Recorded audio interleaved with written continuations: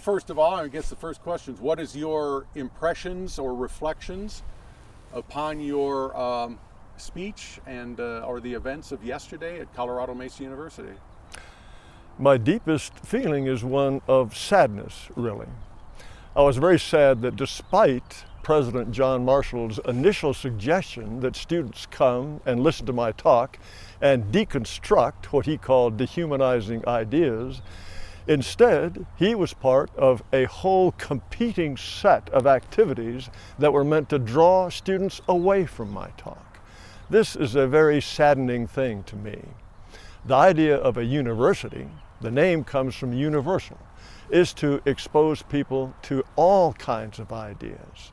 And this entire system was set up, this celebration of unity, as they called it, was set up to draw people away from my talk so they would never hear what I had to say. This, to me, is the opposite of education. So, President Marshall here in this community has actually drawn quite a bit of criticism for even allowing you to come onto campus, or some have said that you should not have been allowed because of your views and your ideologies, and yet because of freedom of speech and his views of freedom of speech, he allowed that to occur. Is there anything that you would actually still commend him or credit him in any manner for that, at least on that level? Certainly. In a way, President Marshall was in a tight spot. He apparently believes in the First Amendment. And as a matter of fact, there are Supreme Court precedents according to which a publicly supported university, which CMU is, does not have the right to draw a line and say these opinions are absolutely unacceptable.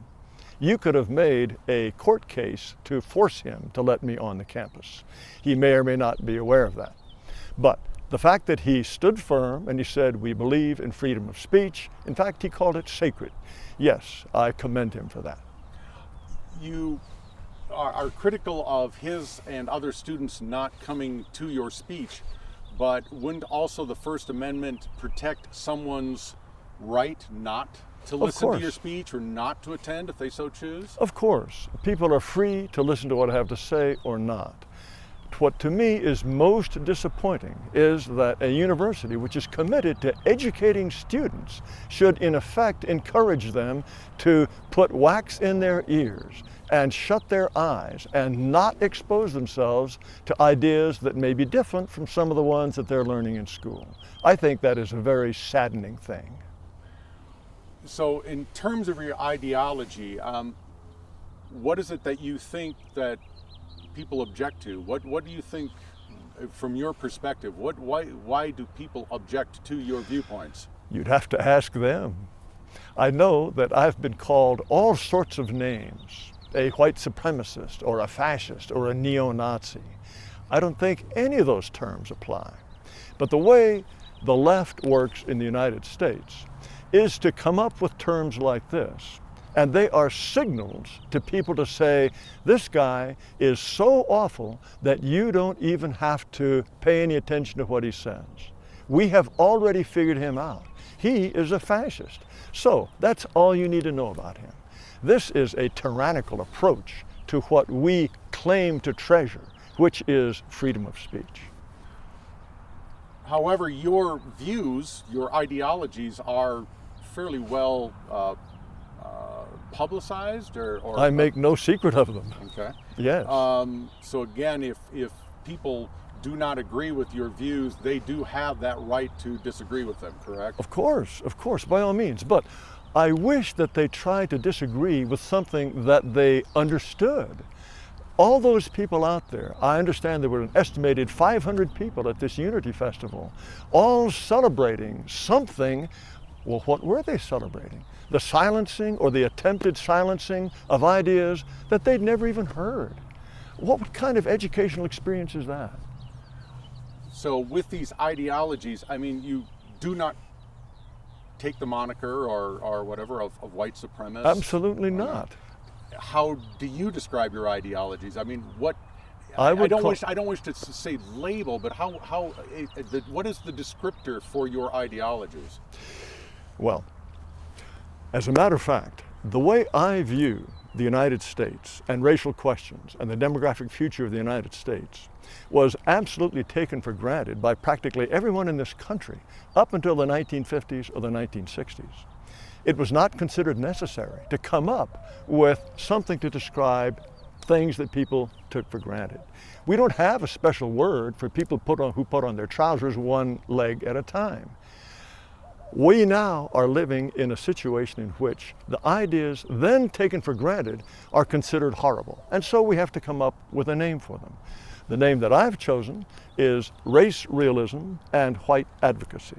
Those are the terms that I would use to describe my views, which, again, were absolutely taken for granted up until the 1950s or 60s.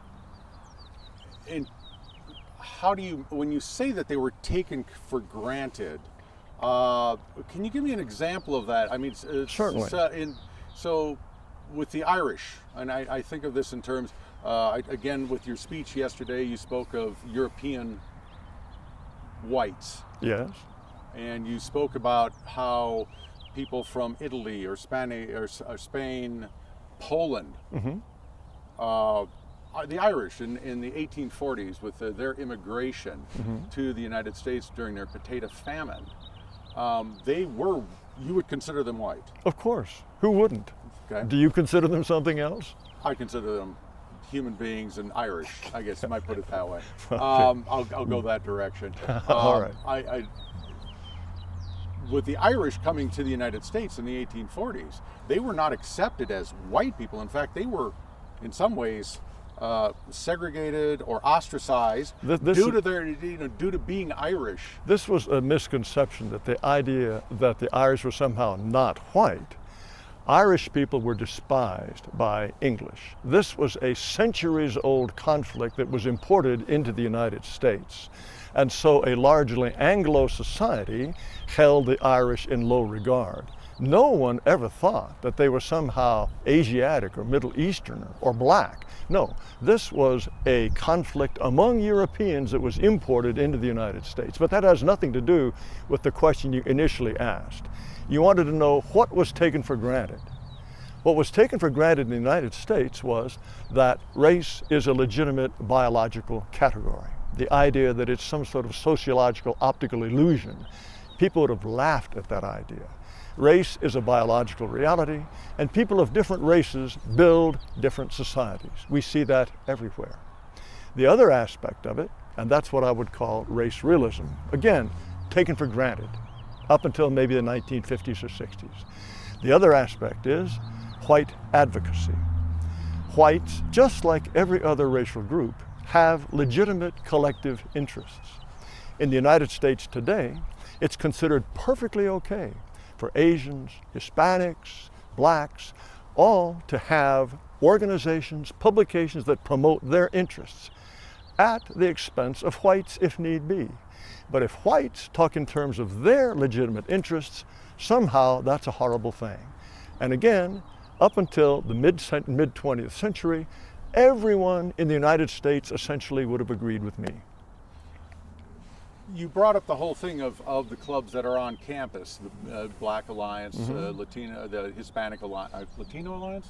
Okay, Black Alliance, yes. Latino Alliance, the Polynesian, I can't remember quite what their group is called. Right. So you spoke about, you speak about those as almost like they belong to that club and they've insulated themselves from the rest of the campus. I have no idea what they do. The fact is, those clubs exist. They exist along racial lines. What does that tell you? As I said in my talk, this is supposed to be some sort of model for the ideal society. That's what CMU is, according to President John Marshall. Why is it that they are clustering together along racial lines? All I am suggesting is that the fact that those clubs exist recognize that people have natural tribal tendencies and they like being around people who are the same race as themselves. But on the other hand, wouldn't it be fair to say that these groups, and I think I can speak as being a faculty member and teaching, you may have a Latino alliance, but that doesn't keep anyone from that Latino alliance from also joining the chemistry club.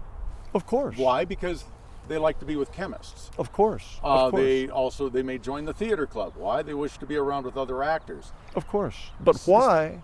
But Why is there a Latino alliance, for heaven's sake? An alliance. That sounds like almost a defensive organization. We're fending off attack. That's what international alliances are all about. No, this suggests to me that despite this ideal society that CMU is supposed to be putting together, nevertheless, Hispanics, blacks, Asians, Polynesians, they feel the necessity to have some kind of thing that is exclusively theirs. And this tells us something not about CMU, but about human nature. But on the other hand, again, I'll go to this. So you do not wish to be labeled a white supremacist. I'm not a white You supremacist. do- And so people might read too much within your writings, within your social media posts. No, they don't read too much in. They are I- distracted by people who tell them what to think. If they actually read what I write or listened to what I say, they would understand how absurd it is to call me a white supremacist. Okay. So I will say that there's a misconception then. So are you not, because of the word alliance, maybe having a misconception about what some of these groups are? Just because of the word alliance, do you read too much into what they are Maybe. doing or what? Could be. But the word alliance is not like a club. You have a chemistry club. Do you have a chemistry alliance? Why don't you have a chemistry alliance? Because it doesn't sound as good? I It may be It's- a matter of I don't know. phonetics and Alliance? alliteration. No. You know very well that's not why. It's because alliance is a kind of militant term. It's a term that people choose when they stand in opposition to others. Alliances are made in opposition to others. So getting to some of your ideologies, in terms of your views of society and how it should be constructed, do you believe that we should be segregated according to race? I believe in complete freedom of association. People should be able to choose their associates, their employees, their companions, their neighbors, entirely as they wish, for good reasons, bad reasons, or no reasons at all. We should have complete freedom of association. And under those circumstances, a great many people will choose to spend most of their time in a culturally and racially coherent circumstance. And this is by no means immoral. All I'm saying is that if blacks wish to be together with blacks, or whites, or Asians, there is absolutely no moral opprobrium due to those people. Now, for those who wish to mix their lives up, multiculti is possible, that's all fine too. But this country should get over the idea that if people wish to live among people like themselves, there's something morally wrong with that. It's natural, normal, and completely healthy. But in today's society, when we have such a mix, I mean, we are multicultural, multi-ethnic on many levels. We are. And it would be very difficult for anyone, I think, at least in my opinion, for anyone to exclude themselves or to guard themselves from people of other ethnicity. It's not actually that difficult. Look at the way most white people live in this country. Do they fill their lives with diversity? I bet this neighborhood around here, probably overwhelmingly white. Is that by choice? Is that by accident? And if this neighborhood began to fill up with any other race, you would find these people slowly trickling away. And where do they go? They go to places that are, again, overwhelmingly white. Now, it's called white flight. It's supposed to be a horrible thing. All I'm saying is it is a perfectly natural phenomenon. A neighborhood generally that is mixed racially, be it blacks and Hispanics, that is a transition point. It's on its way to becoming one or the other, as a general rule. It's not just white people who like to be around people like themselves. Why is it that you have Hispanic neighborhoods and black neighborhoods and Asian neighborhoods? Why is that? It's because they are expressing the natural human desire to be with people like themselves. And so, if you want to, yes, you can insulate yourself almost entirely from people unlike yourself. But so long as you do it without saying that's what you're doing, then it's okay. You can champion diversity all you like in public, but live a completely homogeneous life and nobody will bother you. As Joe Sobran, who was really a wonderful philosopher, used to say, in their mating and migratory habits, Ku Klux Klansmen are indistinguishable from liberals. Except for the white hoods. He's talking about their mating and migratory habits, not their sartorial choices. Okay. I just want to make sure there is a bit of a distinction between... Only in their mating and migratory habits. That's all we're talking about. Look at the way all of these big deal, I love diversity people live. Where do they live? Do they live full of diversity? Do they have Mexican neighbors? Do they have Haitian folks who come in for dinner? No, it's all a spectacular, absolutely colossal case of hypocrisy. On the other hand, I live in Palisade, and my neighbor is from Honduras. She Fine. married a gentleman from Colorado, and now has become a citizen, of the United States. As I say, I people have her are over for beers all the time. That's fine. People And are so free to associate entirely as they wish. And people might view me. I think it would be fair to say that my students would even tell you I'm what would be probably called a progressive, and yet I do not try to insulate myself from other people. I think it's almost too much of a generalization to say that if you're progressive, you're still going to only hang around. Even then, if you're a white progressive, you're only going to hang around with white people. No, you can't draw a categorical rule that covers everyone, obviously. But as I said in my talk, if you ask a progressive, can you name a single neighborhood that is majority non-white that you'd like to live in, or a school that's majority non-white you'd like to send their children to? Most of the time, you're going to get an awkward reply.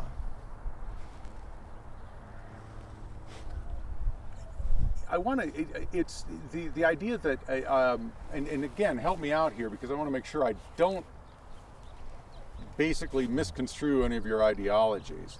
Is it your contention? You keep calling it ideologies. There's no real ideology. It's just a reflection of what most people have taken for granted for hundreds of years. All right, I'll use the word reflections. I don't wish to misconstrue your reflections. They don't happen to be my reflections, but I'll use that phrase just to make sure. Is it a reflection of yours or a thought of yours that people of different races cannot get together? Of course they can. We have many, many examples of this. I've never said that at all. And if individuals wish to live lives of constant diversity, then God bless them. But they should not consider themselves the moral superiors of, or put obstacles in the way of people who don't wish to live that way. That's all I'm saying. But if we don't try to maybe be a little bit more, and I won't use the word inclusive, if encompassing, and how we behave with all Americans, and I'll refer to it as Americans, because again, I consider America very ethnically diverse. There's many different... It's obviously ethnically diverse. Wouldn't we be the stronger in the long run if we basically figure out a way to create a cohesive American culture that encompasses all of these different ethnicities and racial type? Good luck. It's not working very well, is it? Racial conflict is a constant. Racial tension. The more you mix people who are different in their religions, their language, their race, the more tension and conflict you have. Of course, it would be wonderful to wave a magic wand and make race not matter. My contention is that that is a futile undertaking. And instead of trying to continue with this futile undertaking, we should recognize that race does matter and that people are going to be happier and better off if they have at least the opportunity to live coherent lives among people like themselves. In other words, we should build a society that accepts human nature as it is, rather than trying to build a society on the idea that we're going to change human nature. Human nature is very difficult to change. Would that viewpoint, we've got to get going here, so we'll make this the last question. Wouldn't that outlook of human nature be somewhat pessimistic? Pessimistic? In other words, because you believe that there's no way to change human nature, we should not even attempt to try? I think every time somebody has tried to change human nature, it's been a spectacular failure. The most obvious one was communism, the attempt to build a society in which selfishness could be eliminated. Look at what resulted from that. Countless cadavers, poverty, all sorts of horrors. No, we have to accept human beings as they are. As the founders said, if men were angels, they would not require government. We have government because men are not angels. We should try to build a society that accepts, to say, okay, I think we're going to eliminate all the locks on our doors because we're going to change human nature. That would be stupid. There'd be a lot of theft, probably. So I'm going to ask one last question, all right. then, because again, this whole idea of not being able to change human nature. Mm-hmm. Do you not view that is the purpose of religion? Is that the reason for religion is to make people better through, better than themselves and society better than itself? Yes. Through basically embracing God and embracing the virtues of a godlike existence, maybe. People can be made to be better and encouraged to be better. I agree 100%. And I think religion plays a very important role in that. Philosophy does the same thing. It tries to argue people into a position of behaving morally. And moral behavior is vastly superior to immoral behavior. But our nature is not going to be changed. We can be nudged gently in one direction or another, and with some success, but our basic human nature cannot be changed.